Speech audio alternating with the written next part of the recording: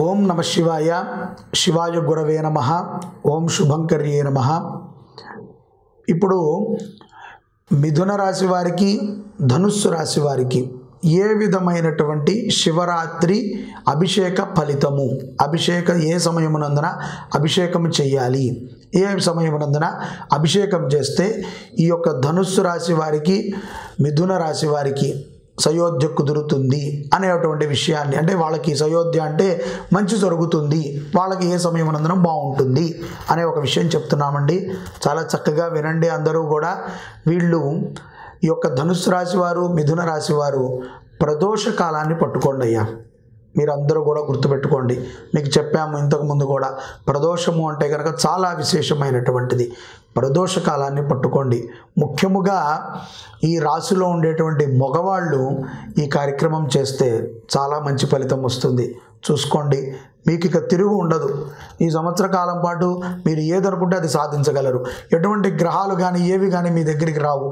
ఏ వచ్చినా సరే ఈశ్వరుడు ఉండి వాటిని పక్కకి జరుపుతాడు. నమ్మండి. ఎంతో ఉపాసనతో, ఎంతో సాధనతో మీకు చెప్తున్నాము. ఈ పని చేయండి. మగవాళ్ళు, ఆడవాళ్ళు ఉద్యోగాల్లో ఉండేటువంటి వాళ్ళకు కూడా చాలా ఉపయోగపడుతుంది. అదే విధముగా సంసారములో ఏదైనా చిన్న చిన్న చికాకులు ఉన్నటువంటి ఆడవాళ్ళకి ఇది ఇంకా బాగా ఉపయోగపడుతుంది. ప్రదోషకాలం ఉదయం నుంచి కొంత కష్టముగా ఉంటుంది మీకు చెప్పేది, కానీ చేయండి. ఏదైనా పళ్ళు కానీ పలహారము కానీ తినండి. అన్న పదార్థాలు తినవద్దు. కొంత పలహారం తిని శివుడి యొక్క స్మరణతో గడపండి. నిమిత్తముగా మాట్లాడండి. సాయంకాలం 6 గంటల దాకా కొంత తక్కువ అవసరం దాన్ని బట్టి మాట్లాడుతూ ఉండండి. ఎవరు? మిథున రాశి వాళ్ళు, ధనుస్సు రాశి వాళ్ళు. తద్వారా మీకేం జరుగుతుంది అంటే సాయంకాలానికి పూర్తిగా మీరందరూ కూడా శివమయమైపోయి ఉంటారు. మీరు ఎంత శివమయమైపోయి ఉంటారు కదా, ఇప్పుడు మీకు ఉంటుంది చూడండి ఫలితం. శివుడు మీకోసం వేచి ఉంటాడు. వీళ్ళు నాకు చేస్తే వీళ్ళకి ఇచ్చేద్దామని. అందుకని మీరు ఈ పని చేయాలి. మీరేం చేయాలి అంటే కనుక, మట్టితో మనం మన ఇళ్లలో అమ్మవారిని చేసుకుంటూ ఉంటాం. గౌరీ అమ్మవారిని త్రికోణాకారముగా అలాంటి ఒక లింగాకారాన్ని చేసుకోండి. చక్కగా తమలపాకులో దాన్ని పెట్టండి. పెట్టి దాని మీద ఆవు పాలు సంపాదించండి. ఎక్కడైనా ఆవు పాలు దొరుకుతూనే ఉంటాయి కదా, చక్కగా ఆవు పాలు సంపాదించుకోండి. చిన్న స్పూన్తో 108 సార్లు మీకు వచ్చినటువంటి శివాష్టోత్రం చెప్పి శివుడి మీద వేయండి. వేసి చక్కగా మళ్ళీ ఒక 3 సార్లు 5 సార్లు మంచినీళ్ళు వేయండి. ఆ పాలన్నీ వెళ్ళిపోయేటట్టు స్వామివారికి గంధం పెట్టండి. కుదిరిందా చక్కటి సుగంధమైనటువంటి జవాజీ కానీ ఇలాంటి ఏదైనా మంచి ద్రవ్యము, స్వామివారికి సుగంధం అంటే చాలా ఇష్టం. అందుకని ఏదైనా ఒక సెంటు కానీ పన్నీరు కానీ మంచి ద్రవ్యం అద్భుతంగా ఉండాలి. కొంచెం అక్కడ పెడితే మన ఇల్లంతా వాసన రావాలి. అలాంటి ఒక ద్రవ్యాన్ని తెచ్చుకోండి. సుగంధ ద్రవ్యం ఏదైనా పర్వాలేదు. సెంటు కానీ లేకపోతే ఏదైనా అష్టగంధము కానీ మంచిగా ఉండాలి.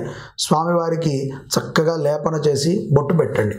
పెట్టి అక్కడ ఒక ధూపం వెలిగించండి. ధూపం, సాంబ్రాణి ధూపం. ఎవరు? మిథున రాశివారు, ధనుస్సు రాశివారు. ప్రదోషకాలం 6 గంటల నుంచి 9 గంటల లోపు ఎప్పుడైనా చేయొచ్చు. చక్కగా కూర్చుని శ్రద్ధగా చేసుకోండి. ఎవ్వరితో పని లేదు. చేయండి.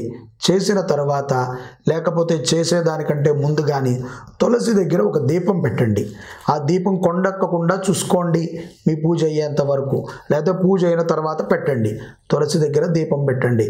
స్వామివారికి ఇష్టమైనటువంటి ద్రవ్యము పాలతో చేసినటువంటి పరవాణము కానీ లేకపోతే అటుకులని పాలల్లో నానబెట్టి కొంత, మీరు ఎంతవరకు అయితే తినగలరో అంతవరకే, కొంతవరకు ఒక గుప్పెడు అటుకులు తీసుకుని గోరువెచ్చగా పాలు కాచి దాంట్లో కొంచెం బెల్లం వేసి ఆ పాలన్నీ అటుకుల్లో పెట్టి అటుకుల్లో కలిపి స్వామికి చూపించండి. నైవేద్యం పెట్టండి. ధూపం పెట్టండి. ఈ విధముగా చేయండి. ధనుస్సు రాశి వారికి, మిథున రాశి వారికి గ్రహ సంబంధితమైనటువంటి శని బాధ నుంచి ఎంత ఉన్నత స్థాయికి వెళతారు అనేది మీరే గమనిస్తారు. చక్కగా చేయండి. శ్రద్ధగా చేయండి. చేసిన తర్వాత ఫలితములు అమోఘముగా ఉంటాయి. ఆ ఈశ్వరుడి కృప మీ మీద ఉంటుంది. ఓం నమ శివాయ. ఓం శుభంకర్యే నమః.